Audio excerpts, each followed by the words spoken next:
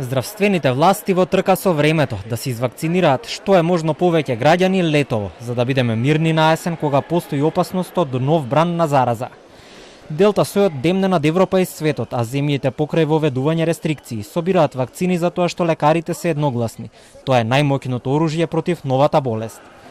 Вчера Македонија доби 10.000 вакцини AstraZeneca донирани од Хрватска и ќе добие уште 20.000, што е одлука на хрватската влада, а ќе бидат или од производителот AstraZeneca или Moderna, вакцина која што засега не се аплицира во Македонија.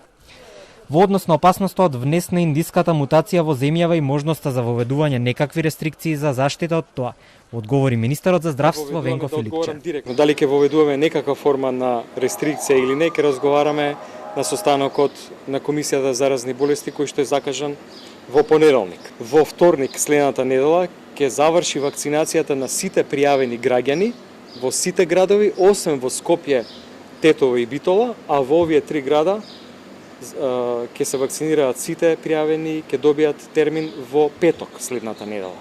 Што значи дека вкупната бројка на вакцинирани граѓани на крајот на следната недела ќе биде некаде околу 500.000 граѓани.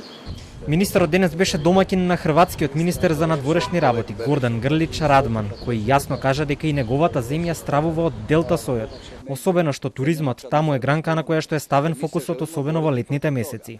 Mi želimo stvoriti otpornost, dakle donijeti mjere otpornosti zajedno sa epidemiolozima, liječnicima, sa znanstvenim institucijama kako bi ti nekakve varijante, sojevi, kako bi bili onemogućeni i kako bismo se aktivno borili protiv toga.